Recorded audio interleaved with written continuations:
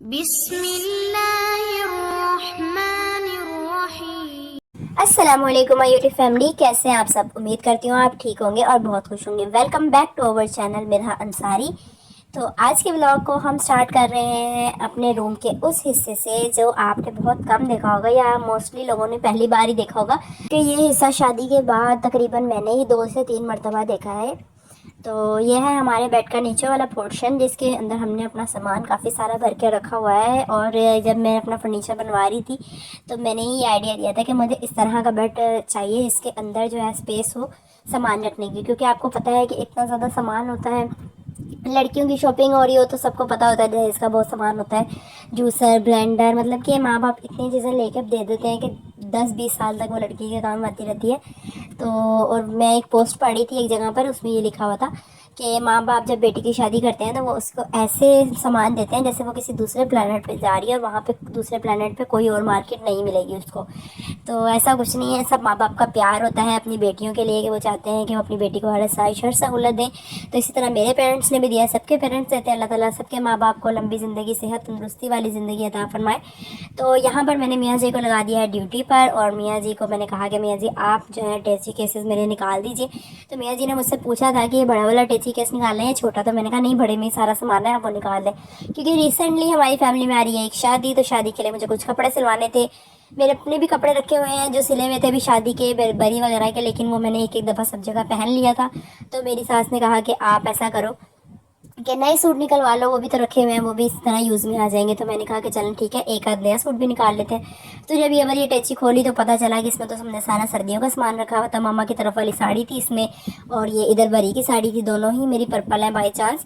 तो ये बरी वाली मैंने फिर साड़ी निकाल ली थी और अभी मामा वाली मैंने रख दी थी, वो बनारसी है और है भी पर्पल कलर। तो मैंने कहा फिर वो 2-3 साल बाद अगर कोई इवेंट आएगा तो उसमें मैं सिलवा लूँगी।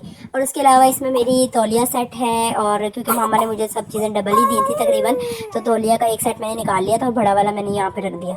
और फिर उसके बाद मैंने कहा कि शायद इसमें वो सूट होगा, तो मियाँ जी से कहा, मैंने कहीं खोल के देखे, तब उन्होंने खोल के देखा तो पता चला कि इसमें भी वलीमे का मेरा सूट है। और वहाँ पर जो कॉर्नर में आपको सूट नज़र आ रहे हैं ना, उसके नीचे है मेरा बारात का सूट और उसके नीचे हमने बड़ा वाला अपना ब्लैंकेट रखा था। ब्लैंकेट भी मेरे पास 3 थे, तो जिसमें से 2 हमने निकाल लिए थे और एक अभी हमारा रखा हुआ है। फिर मैंने यहाँ पर लगाया मियाँ जी के गुस्से को थोड़ा सा मस्का और कहा कि मियाँ जी आप बहुत अच्छे हैं, प्लीज़ ना दूसरी अटैची भी निकाल दें प्लीज़, उसमें भी हो सकता है। वो कहने लगे पहले तुम सोच लो कि उस अटैची में भी ये सामान होगा या नहीं होगा। तो खैर फिर मैंने कहा कि मियाँ जी इसको पैक भी कर दें, क्योंकि मैं व्लॉग रिकॉर्ड कर रही हूँ तो साथ के साथ मैं व्लॉग के साथ इसको पैक नहीं कर सकती। तो फिर यहाँ पर मियाँ जी मुझसे पूछ रहे थे कि एक बार फिर सोच लो, मैं दोबारा से ये अटैची नहीं खोलूँगा, अगर तुम्हें कुछ चाहिए तो बता दो कि ये सूट लेना है। और ये बॉक्स वाला सूट मेरा अभी ईदी में आया था रिसेंटली, मामा ने मुझे भेजा था। तो पूछ रहे थे कि ये वाला सूट सिलवाना है या नहीं, तो मैंने कहा नहीं अभी ये वाला नहीं सिलवाना है, क्योंकि बहुत ज़्यादा सिलवा के भी ना कोई फ़ायदा नहीं है। क्योंकि हम अभी के फ़ैशन के हिसाब से अगर सिलवा के रख लेंगे तो फिर बाद में क्या फ़ैशन हो हमें क्या पता। काफ़ी दफ़ा लॉन्ग शर्ट सीज़न में आई होती हैं, कभी ऊंची शर्ट्स का फ़ैशन चल रहा होता है। तो फ़ैशन के हिसाब से जब दिल चाहेगा और टाइम होगा तो फिर करवा लेंगे। उसके बाद ये मेरी एक बड़ी जान नमाज़ है जो मामा ने मियाँ जी को गिफ्ट की थी, पर हमने इसलिए नहीं निकाली क्योंकि ये फॉमिक थी। तो फिर हमने कहा कि हम जब अपने रूम को डेकोरेट करेंगे, अच्छा सा नमाज़ रूम बनाएंगे अपने घर में, तो फिर ये हम वहाँ पर हैंग कर देंगे। वैसे जान नमाज़ें हमारे पास बहुत सारी थी, तो फिर हमने ये वाली अभी नहीं निकाली थी। हमने कहा कि इसको हम हैंग कर देंगे, बहुत अच्छी कलर की है, ब्लू कलर है इसका। नेक्स्ट किसी व्लॉग में अगर एक्सपीरियंस हुआ या हमने रूम टूर करवाया तो मैं उसमें आपके साथ ये वाली जान नमाज़ ज़रूर शेयर करूँगी। फिर यहाँ पर झटपट से मियाँ जी ने कर दी बंद अटैची, और अटैची बंद करने के बाद मियाँ जी ने लगा दिया था इसको लॉक, और कह रहे थे कि अब ये लॉक नहीं खुलेगा क्योंकि इसमें हम सामान चेक कर चुके हैं, ऐसा ना हो कि तुम दोबारा ये वाली अटैची खुलवा लो। तो मियाँ जी ने फिर इसको लॉक कर दिया था। मैं मियाँ जी का बहुत ज़्यादा दिमाग खाती हूँ, इसलिए मियाँ जी बोलते हैं कि मुझे काम करने दो, जब मैं काम कर रहा हुआ करूँ तो तुम मत आया करो व्लॉग रिकॉर्ड करने के लिए, तुम मेरा काम बढ़ा देती हो। क्योंकि आजकल प्लॉट पर काम चल रहा है तो मियाँ जी को वहाँ भी टाइम देना होता है। और उसके बाद मियाँ जी ने मुझसे कहा कि जल्दी से इसकी सफाई करो, सारे जाले वगैरह। अब ये चीज़ नहीं समझ आती कि बेड पूरा कवर है, नीचे तक से हवा जाने की जगह नहीं है, तो फिर यहाँ पर मकड़ियाँ कैसे जाती हैं और जाले कैसे बनते हैं। खैर वो उनका भी अल्लाह ताला ने रिज़्क रखा ही रखा है, तो वो भी कहीं ना कहीं से जगह जगह बना के निकल ही जाते होंगे। तो खैर अब यहाँ पर मैंने दूसरी छोटी वाली अटैची निकाल ली है। तो मैंने मियाँ जी से कहा मियाँ जी इसको भी बाहर रखे ना, अच्छे से व्लॉग रिकॉर्ड कर लूँगी। तो मियाँ जी ने कहा नहीं, ये मैं यहीं पे ही रख के खोलूँगा ताकि इसको यहीं से यहीं में रख दूँ, मेरे पास वैसे भी टाइम नहीं है, मुझे प्लॉट पे जाना है। तो मैंने कहा चले ठीक है, इतनी बातें मियाँ जी ने मेरी मानी है तो एक मियाँ जी की भी मान लेते हैं। वैसे तो ये मशहूर है कि बीवियाँ शोहरों की बात नहीं मानती, लेकिन हमारे केस में बिल्कुल डिफरेंट है ये, और मैं तो अपने शोहर की हर बात मानती हूँ और बिल्कुल उनके हिसाब से चलती हूँ। और ये पता नहीं कोई और प्लेनेट की मेरे ख्याल में बात कर रहे होंगे लोग। तो इस प्लेनेट पे तो ऐसा नहीं होता, ये जो पोस्ट बनी होती है कि बीवियाँ ऐसे करती हैं तो बीवी हम ऐसे करती हैं। तो आज तक मेरी नज़र में से तो कोई ऐसी बीवी नहीं गुजरी। अगर आप लोग जानते हैं किसी ऐसी बीवी को तो लाजमी लाइक शेयर कमेंट ज़रूर करें, उनको टैग करें ताकि मुझे भी पता चले कि दुनिया में ऐसी चीज़ें भी पाई जाती हैं या ऐसी बीवियाँ नापैद हैं, ऐसे शोहर नापैद हैं, सॉरी।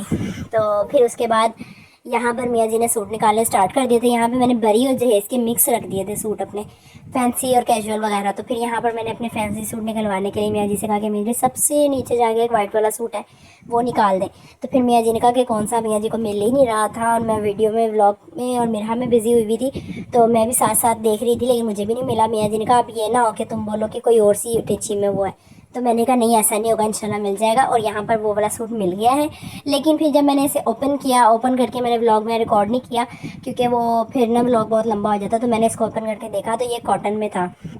शादी अभी नवंबर में है तो फिर मैंने कहा कि अभी कोई फ़ायदा नहीं है इसको सिलवाने का, कॉटन स्टफ़ तो नहीं ना पहना जाएगा, रेशमी स्टफ़ ही पहना जाएगा।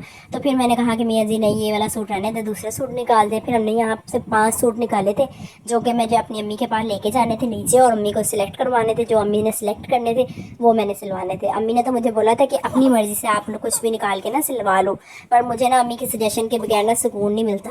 उधर भी लाहौर में भी मेरा यही काम था कि मामा से पूछ के ही मैं अपना ड्रेस सेलेक्ट करती थी। और यहाँ पर मैंने फिर मेरा के 3 सूट निकाल लिए क्योंकि हमें कहीं शॉपिंग पर भी जाना था। तो उसके बाद हमने सोचा था कि कहीं किसी फ्रूट स्ट्रीट पर भी हो आएंगे। तो फिर मैंने यहाँ पर मेरा का सामान निकाल लिया था। मैं मियाँ जी से पूछ रही थी कि कौन सा सूट पहनाऊँ। फिर मैंने ये बैग भी पैक कर लिया था। आपको तो पता है छोटे बच्चों के साथ लाजमी कुछ ना कुछ पैकिंग तो करनी ही पड़ती है क्योंकि इनका पता नहीं चलता कब इनका मूड ख़राब हो जाए। तो वहाँ पर मेरा सो भी रही थी आराम सुकून से। उसके बाद मैंने मेरा की निकालनी है ये चूड़ियाँ, ब्लैक वाली चूड़ियाँ इसकी नानी ने दी थी और कलर वाली चूड़ियाँ बाबा के फ्रेंड ने दी थी। और यहाँ पर मैंने भी अपने ये कड़े निकाल लिए, कड़े पहन लिए थे और चूड़ियाँ भी पहन ली थी जो कि 2-3 टूट गई थी। फिर मैं जल्दी से आ गई नीचे। नीचे आने के बाद मैंने कहा कि प्लॉट पर मजदूर काम कर रहे थे, मैं उनके लिए पुलाव बना देती हूँ। लेकिन अम्मी ने कहा कि पुलाव बनाने में बहुत टाइम लग जाएगा, तो ऐसा करो आप आलू की तहरी बना दो, तो वो भी शौक से वो खा लेंगे और चटनी पीस देना, साथ अच्छा लगता है। और थोड़ा सा घर पर सलाद का सामान था तो अम्मी ने कहा कि सलाद कट कर देना, इतना ज़्यादा मेहनत करने की ज़रूरत नहीं है। तो फिर मैंने यहाँ पर मसाला ऐड कर दिया था। पहले मैंने प्याज फ्राई करी, थोड़ा सा लाइट कलर चेंज हो गया प्याज का। तो फिर मैंने टमाटर, 3 टमाटर और सौंफ और हल्दी, नमक, मिर्च और कुटी हुई मिर्चें और हरी मिर्चें 5-6 ये मैंने ब्लेंडर में डाल के ब्लेंड कर लिया था क्योंकि टमाटर को गलाने में लग जाता है टाइम। तो एक अच्छी अपॉर्चुनिटी होती है कि आप इनको ब्लेंड कर लें। और ब्लेंड करने के बाद मैंने जब घी में प्याज ब्राउन हो गई तो उसमें वो ऐड कर दी और कोई और एक्स्ट्रा स्पाइस ऐड नहीं किए क्योंकि मैंने ज़्यादातर स्पाइसेस ब्लेंडर में ही ऐड कर दिए थे। फिर मैंने यहाँ पर आलू ऐड कर दिए हैं और आलू ऐड करने के बाद मैंने तकरीबन 1 से 1.5 गिलास इसके अंदर पानी ऐड कर दिया था। और पानी ऐड करके मैंने आलू को गलने के लिए रख दिया था। आलू को गलने में इसी तरह तकरीबन 7 से 8 मिनट लग गए थे। और वैसे अगर हम कुकर में आलू को गलाते हैं, जैसे पिछली वीडियो में मैंने आलू कीमे की रेसिपी शेयर की थी, तो उसमें मिनिमम 2 मिनट भी नहीं लगी थी सीटी, तो आलू अच्छे खासे गल गए थे। फिर मैंने कहा कि फटाफट से जल्दी से सलाद का सामान तैयार कर लो। और मैं यहाँ पर आपको दिखा रही थी कि हम जो भी सब्जियाँ वगैरह काटते हैं उसके छिलके हम फेंकते नहीं हैं, बल्कि संभाल के रखते हैं। और हम जो शाम में मियाँ जी आते हैं या कोई और कज़न वगैरह आते हैं तो उनको दे देते हैं, तो वो बकरियों को खिला देते हैं। तो इस तरह वेस्ट भी नहीं होता और बकरियों का भी फ़ायदा हो जाता है। फिर यहाँ पर मैंने कट कर लिया था खीरा, और खीरा मैंने ना तिरछा करके काटा था। इस तरह बड़े बड़े स्लाइस करते हैं, ये मेरी अम्मी को पसंद है, उन्होंने मुझे बताया था ये तरीका। तो इस तरह ना लुक अच्छा आता है। कभी दावत वगैरह हो तो आप भी इसी तरह खीरे को काटिएगा। तो यहाँ पर जितनी देर में आलू गले उतनी देर में मेरी सलाद कट हो गई थी। इसी तरह काम करना चाहिए टाइम मैनेज करके, ताकि आपका काम भी हो जाए और आप थके भी नहीं और आपको ज़्यादा टाइम भी ना वेस्ट लगे कि हमारा इतना टाइम वेस्ट हो गया। तो यहाँ पर फिर आलू गलने का मैंने इंतज़ार किया जब तक आलू अभी हुए नहीं थे। तो फिर मैंने यहाँ पर जो बर्तन थे वो तो वॉश कर लिए थे। उसके बाद मैंने बर्तन लगा लिए। बर्तन लगाने के बाद मैंने चेक किया तो आलू गल चुके थे। गलने के बाद मैंने इसमें शामिल कर दिए थे प्याले। यहाँ मैंने 4 प्याले चावल के लिए थे, तो वो मैंने पहले से भिगोए हुए थे, तो मैंने फिर यहाँ पर जल्दी से ऐड कर दिया। नहीं तो वो पानी ज़्यादा पी लें चावल तो फिर वो बिल्कुल ना बहुत ज़्यादा मेल्ट से हो जाते हैं ना। तो इसलिए मैंने फिर जल्दी से चावल ऐड कर दिए थे। और वीडियो मैंने रिकॉर्ड नहीं करी, कहीं ऐसा ना हो वीडियो के चक्कर में मेरे चावलों का हलवा ही बन जाए, तो इसलिए ठीक है, आप लोग टॉलरेट कर लीजिएगा। फिर मैंने यहाँ पर ऐड कर दिया है चावल ऐड करने के बाद मैंने इसको चलाया था। और एक ये ट्रिक है कि अगर आपको नमक चेक करना है चावलों में, क्योंकि सालन में तो आप बाद में भी डाल लेंगे इजीली, चावल में भी डाल लेते हैं लेकिन वो बात नहीं आती। तो आपने क्या करना है, जब आप इसके अंदर चावल ऐड करें और पानी डालें ना, तो पानी में नमक हल्का सा जितना आप रखते हैं उससे थोड़ा सा तेज़ ही होना चाहिए। अगर तो नमक तेज़ है तो वो बाद में सही हो जाएगा, क्योंकि चावल जो है नमक को अपने अंदर एब्जॉर्ब कर लेते हैं। तो फिर यहाँ पर मैंने और थोड़ा सा नमक ऐड कर दिया था। और चावल में देखें, चावल चावल में देखें बबल्स आना शुरू हो गए। तो बबल्स आने के बाद थोड़ा सा और मैंने इन्हें रखा था, जब तक कि मुझे चावल सही से नज़र नहीं आने लगे। और जब मुझे अच्छे खासे चावल ऊपर ही ऊपर नज़र आने लगे, ये चावल सेला भी नहीं है, बासमती भी नहीं है, ये चावल जो है वो सिंपल चावल है, जो जो हमारे ना मतलब लाहौर से बोरी आती है। आई थिंक मुझे इसका नाम याद नहीं है, तो मैं आपको नाम ज़रूर बता दूँगी, इसमें लिख दूँगी। तो ये चावल भी अच्छे बनते हैं, इनका फ्लेवर बहुत अच्छा होता है। तो घरेलू इस्तेमाल के लिए हम ये वाले चावल यूज़ करते हैं, और दावत के लिए हम सेला यूज़ करते हैं या फिर बासमती चावल यूज़ करते हैं।